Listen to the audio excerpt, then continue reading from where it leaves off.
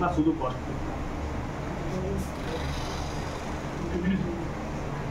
এই দুটো জিনিস বলার আগে জানো কি না?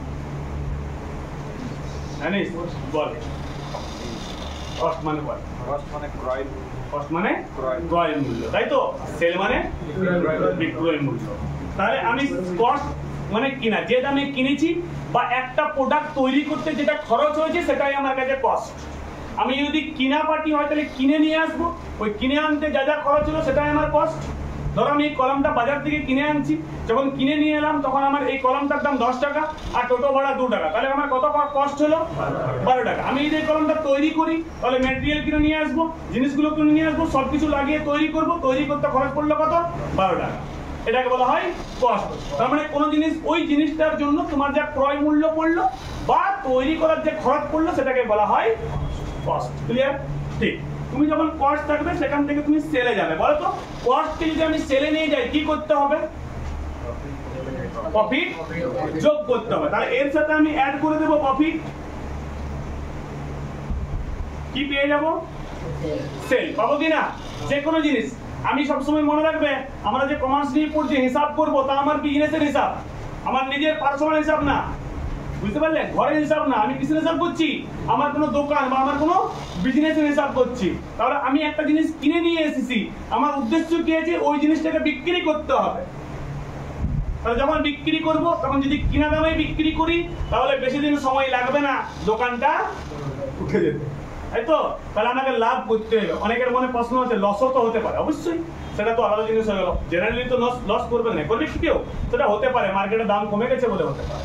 তুমি কিনে রেখেছিলে, হঠাৎ মার্কেটের দাম কমে গেল, তখন লস হতে পারে, সেগুলো অন্য জিনিস হয়ে গেল। তাহলে কস্টের সাথে আমি প্রফিট যোগ করব, কি পাবো? সেল। তাহলে আমি লিখতে পারবো sell minus profit equal to cost. পারবো কিনা বলো? পারবো না? আচ্ছা এটা বলো আমাকে একবার, sell minus cost equal to profit. পারবো?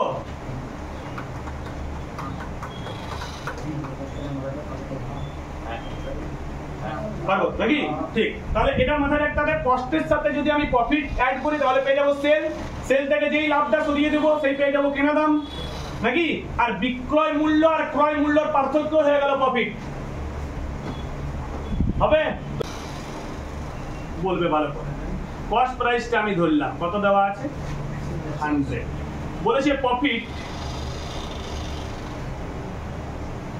20% অন প্রফিটটা বলেছে, কত পার্সেন্ট বলেছে? 20% অন কস্ট। তাহলে বলো তো একবার আমাকে প্রফিট কত হবে? 120 না 20? 20 টাকা। কি করলে?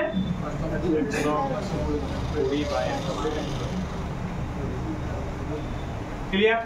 এটাতে কোনো অসুবিধা নেই নাকি? ঠিক। এইবার বল,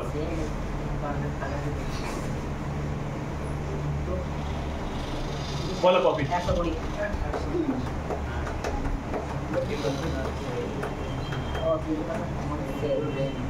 প্রফিট বল, কোনো ভয়ের কোনো কারণ নেই। আমি জানি তোমরা জানো না, বলি তো শিখাচ্ছি। আর আমার তোমাদের উপর এতটা বিশ্বাস আছে যে তোমরা ইহা কোনোদিন কোথাও শিখো নাই। ঠিক? কিন্তু শিখে যেতে তো খুবই ভালো ছিল, কিন্তু তোমরা কোথাও কোনোদিন এই জিনিস শিখো না। 3-4টা ক্লাস করলে বুঝতে পারবে। আমরা বলি 2-3 জায়গায় পড়ো টিউশন, সবাইকে টেস্ট করো, তাহলে মনের মধ্যে দ্বন্দ্ব থাকবে এখানে। দ্বন্দ্ব মানে বুঝতে পারলে? ধরো এ আমার কাছে পড়ে আর ঠিক, বলো প্রফিট বলো, কিছু বলো, সাম সাম দুটো মধু 10, 5, 20, 30, 40। 100 ইন্টু 20 বাই 120 ওই হিসাবে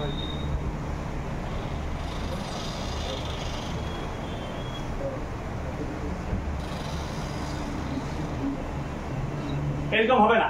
দেখো তো একবার, আমি লিখছি। হবে না? হবে না নাকি? হবে নাকি? কেন হচ্ছে না বলো তো? আমার কাছে যে অ্যামাউন্টটা দেওয়া আছে সেটা কিসে দেওয়া আছে? আর এটা কার উপর বলেছেন? সেল।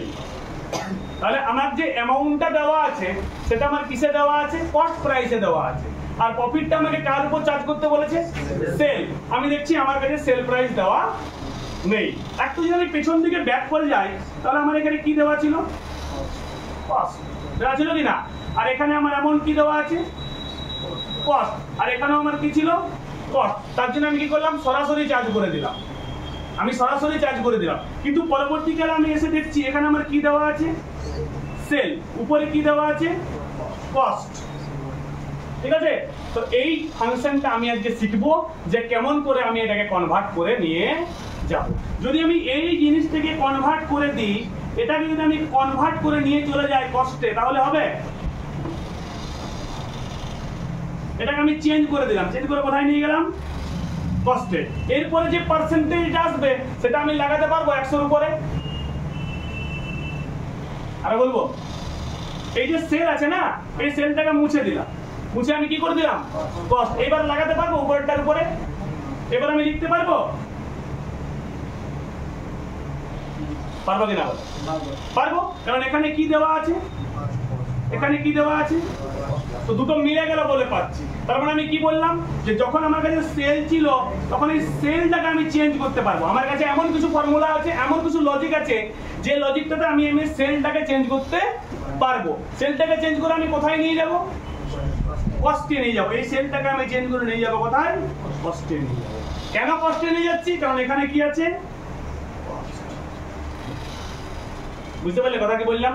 এই চেঞ্জটা আমি আজকে শিখবো। আরেকটু পাল্টাই এবার এটাকে কেটে দিলাম, এটাকে করে দিলাম সেল।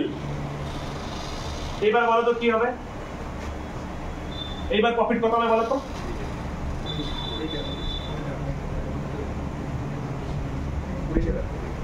হবে তো 20। এখানে দেখো কার উপর পার্সেন্টেজ বলেছে? এখানে কি দেওয়া আছে? তাহলে লিখতে পারবো? পারবো কিনা বলো? এটাকে পাল্টে দিলাম। আর পারবো? তো সব সময় আমাকে চেঞ্জ করতে হবে না। সব সময় চেঞ্জ করতে হবে না। কখন চেঞ্জ করব? যখন এই গেমের অ্যামাউন্ট আর প্রফিটের কার উপর হবে? বেসটা। প্রফিট কার উপর হবে? তার বেসটা সেম হচ্ছে না, তখনই আমাকে চেঞ্জ করতে হবে। হ্যাঁ, একটা গল্পের আকারে বলি। ধরো বাড়িতে আছো, তোমাদের লোকালের সামনে একটাই দোকান আছে। ঠিক আছে? তেলে ভাজার দোকান আছে, একটাই দোকান আছে। তোমাকে তোমার বাড়ির লোক বললো, কি বললো? যে যা সিঙ্গাড়া নিয়ে আসবি। তুমি দোকানে গেলে, দোকানে যেয়ে নিয়ে দেখছো সিঙ্গাড়া আছে, তুমি কি করবে?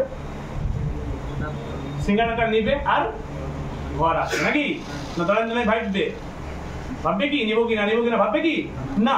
কারণ তোমার বাড়ির লোক তোমাকে বলেছে কি সিঙ্গাড়া নিয়ে যেতে। তোমার বাড়ির লোক তোমাকে সিঙ্গাড়া নিয়ে যেতে বলেছে, তুমি সিঙ্গাড়া দোকানে পেয়েছো, এবার সিঙ্গাড়াটা নিবে আর বাড়ি যাবে। এইবার কথাটাকে পাল্টে দিলাম। তোমার বাড়ির লোক তোমাকে বলেছে সিঙ্গাড়া নিয়ে আসবি, যা দোকানে যেয়ে দেখছো সিঙ্গাড়া নেই। এবার তোমাকে কি করতে হবে? ডিসিশন পাল্টাতে হবে। যে সিঙ্গাড়া তো পাওয়া গেল না, তাহলে ডিসিশন পাল্টাতে হবে। সেম ফাংশন এখানে আমি এটাকে সেল লিখে দিলাম। আমাকে কার উপর ঘরের লোক কি আনতে বলেছে? সেল আনতে বলেছে বা সিঙ্গাড়া আনতে বলেছে।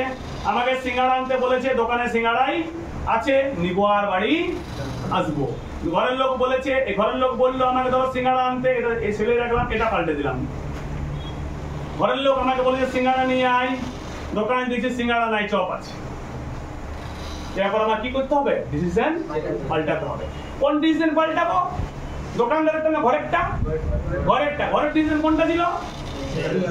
এইটা পাল্টাতে পারবে না, এইটা পাল্টে দিও না কোনোদিন। দোকানদার তোমার কথা চলবে না। তুমি দোকানদারকে বলে এক কাজ করুন, চপগুলোকে সব আলুগুলোকে বাইর করে সিঙ্গাড়া করবেন, করবে না? ওগুলো দাদা আপনি আসতে পারেন, তাই তো? তো কোনটা পাল্টাতে হবে আমাকে? ঘরের লোকের ডিসিশনটা। তো এইটাকে আমি চেঞ্জ করবো। এইটাকে চেঞ্জ করে আমি কোথায় নিয়ে যাবো? তারপরে আমি এই পার্সেন্টেজটা লাগাবো। বুঝতে পারলে? এবারে তার মানে আমি বলতে চাইছি এই দুটো এবারে এক হয়ে গেল। তাহলে সবসময় আমি আমার ডিসিশন চেঞ্জ করব না। কখন কখন চেঞ্জ করব? যখন যখন আমার ওই বেসগুলো মিলবে না। যেমন কস্ট প্রাইস দেওয়া আছে, প্রফিট কস্টেই বলেছে, আমার কোনো চেঞ্জ করার দরকার নেই। যদি দুটোর মধ্যে ডিফারেন্স থাকে, কস্ট আর সেল, তাহলে আমাকে আমার ডিসিশন পাল্টাতে হবে। এটা বুঝতে পারলে? লিখো, লিখে রাখো, পার্সেন্টেজ চেঞ্জ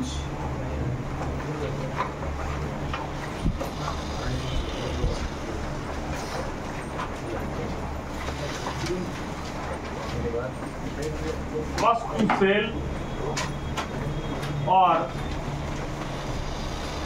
sell to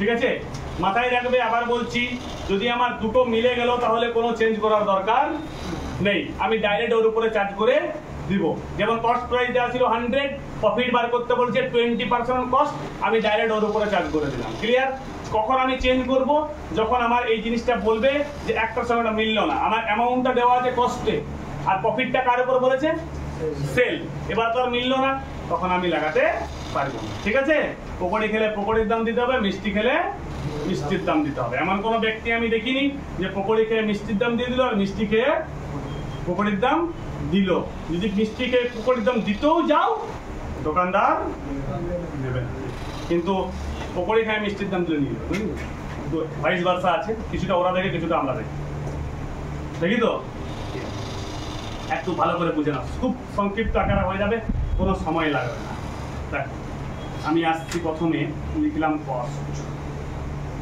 লিখলাম ঠিক তার মানে আমি কোন দিক থেকে কোন দিকে যাচ্ছি কস্ট থেকে আমি যাচ্ছি কোথায় সেলে তার মানে আমার পার্সেন্টেজটা কিসে দেওয়া আছে কস্টের উপরে দেওয়া আছে 20% অন কস্ট আমি এখানে লিখে দিচ্ছি একবার 25% তার মানে কস্টের উপরে আছে কত পার্সেন্ট 25% আর অ্যামাউন্টটা কিসে দেওয়া আছে কস্টে দিয়ে দিলে তো কোনো চেঞ্জই করতে হবে সেলে দেওয়া আছে যদি কস্টে দেওয়া থাকে তাহলে তো ঝামেলা যাওয়ার দরকার নাই যে অ্যামাউন্টটা থাকবে ওর সঙ্গে ইনটু করে দেবো 25% কিন্তু এখানে আমি কি বলছি দেওয়া নেই কি দেওয়া নেই কস্ট প্রাইস দেওয়া নেই কি দেওয়া আছে সেল দেওয়া আছে তো আমি আমার পার্সেন্টেজটাকে চেঞ্জ করব এই 25% টাকা চেঞ্জ করে নিয়ে যাব কোথায় নিয়ে যাব সেলে নিয়ে যাব বুঝতে পারলে কি বললাম ঠিক একবার আমাকে আবার বলো কে বড় কে ছোট সেল বড় আর কস্ট ছোট তাহলে আমি কস্ট থেকে সেলে যাচ্ছি তার মানে আমি ছোট থেকে বড়তে যাচ্ছি নাকি বড় থেকে ছোটতে ছোট থেকে বড়তে আমি কস্ট থেকে সেলে যাচ্ছি মানে ছোট থেকে বড়তে তার মানে কম থেকে বেশিতে বলো তো কম থেকে বেশি যেতে গেলে যোগ করতে হবে না বিয়োগ যোগ করতে হবে নো ডাউট নাকি যোগ করতে হবে হয়ে গেল ফর্মুলা 25 ডিভাইডেড বাই 100 প্লাস 25 কত আসছে দেখো একবার 25 বাই 125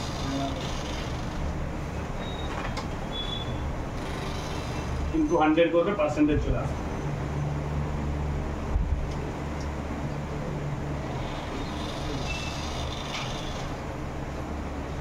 কত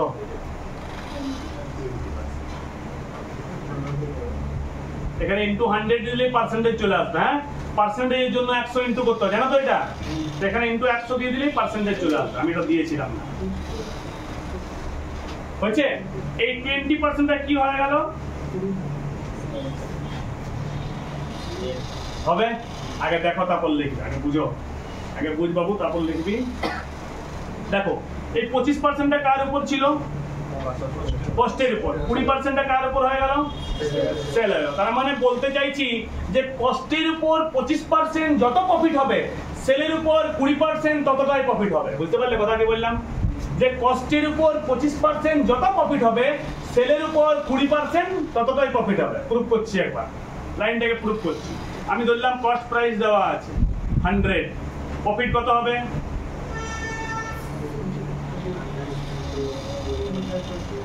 হবে হবে কি না প্রফিটটা কত হলো 25 হলো তাহলে সেল কত হবে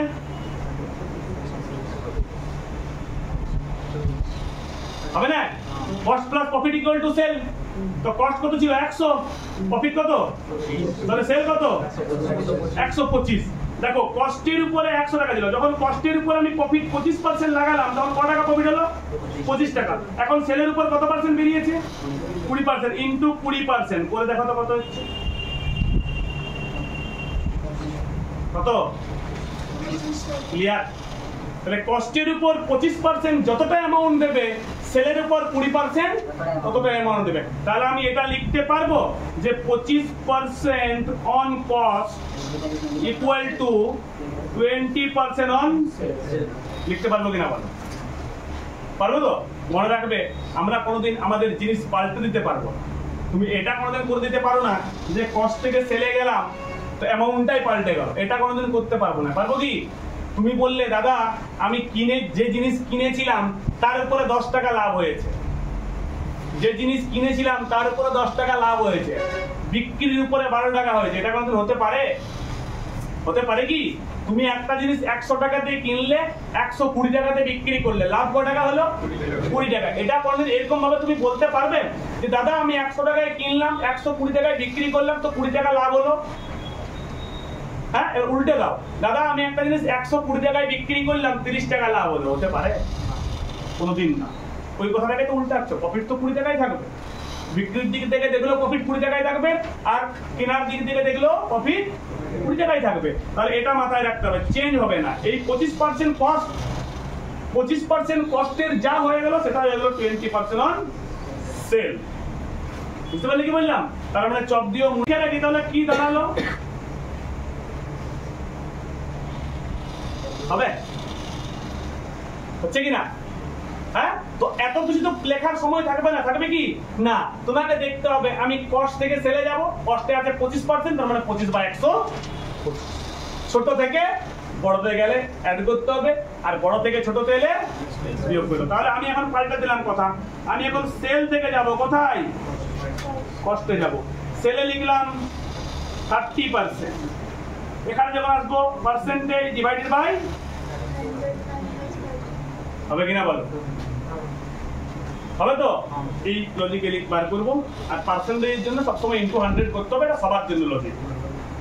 তাহলে আমার চলে আসবে এটা। তো এটা আমার চেঞ্জ করার নিয়ম হয়ে গেল। আমি এখন কোথা থেকে চলে এলাম? সেল থেকে কস্টে চলে এলাম। হবে? বুঝতে পারলে কিনা বলো? তারপর দেখছি বাকি কোনটা বলবো, আরেকবার বল। পুরাটা না এইটাই? পুরাটাই বলবো। তুই কস্ট থেকে সেলে যাবে, সবাই চুপ করে থাকে, ওখানে সব দিবে সব। ধরো সেল থেকে কস্ট থেকে সেলে যাবে, কে বড় কে ছোট? সেল বড় আর কস্ট ছোট। তো কস্ট থেকে সেলে গেলে ছোট থেকে বড়তে যাব, মানে কম থেকে বেশিতে। তো কম থেকে বেশিতে যেতে গেলে কি করতে হবে? যোগ না বিয়োগ? যোগ করতে হবে। যখন তুমি কম থেকে বেশিতে যাবে তখন তোমার কি করতে হবে? যোগ করতে হবে। তো এই দেখো যোগ করেছি, 25 ডিভাইডেড বাই 100 হয়েছে। উল্টে দাও এটাকে, সেল থেকে কস্টে যাবে তখন কি করতে হবে? বিয়োগ করতে হবে। এই দেখো বিয়োগ, আমরা কি দাঁড়াবে? হবে ইনটু 100টা কেন বলছি? পার্সেন্টেজের জন্য। এটা এই জায়গাতে হবে, এই জায়গাতে হবে, এটা তো নরমাল লজিক। এত ভাবনা চিন্তা করতে হবে না। যদি তোমার 0.20 আসে মানে 20%, 0.25 মানে 25%, 100 গুণ করলে ওটা কনভার্ট হয়ে যাবে। ঠিক আছে? তো এইটা তুমি এত কিছু মনে রাখবে, লজিক্যালি মনে রাখতে হবে। ছোট থেকে বড়তে যাব, তার মানে কস্ট থেকে সেলে গেলে ছোট থেকে বড়তে, তার মানে অ্যাড প্লাস করব, আর বড় থেকে ছোটতে আসবো তখন কি করব? মাইনাস করব। এটাতে যে কোনো পার্সেন্টেজ তোমার হয়ে যাবে। যত ধরনের তোমার 1 থেকে 100 পর্যন্ত যত জিনিস আছে সবে হয়ে যাবে। এইদিকে ক্যালকুলেশন করে বলবে কি হবে। আমি যেগুলো জিজ্ঞেস যেগুলো ফাঁকা রাখলাম সেগুলোতে বসাবো। এখানে লিখলাম 25%,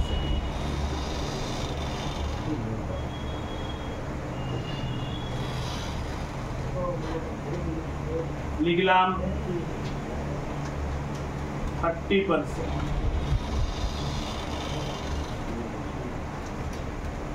লিখলাম 33.33%,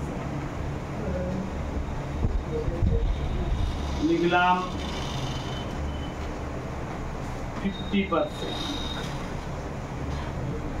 এদিকেও লিখলাম 50%।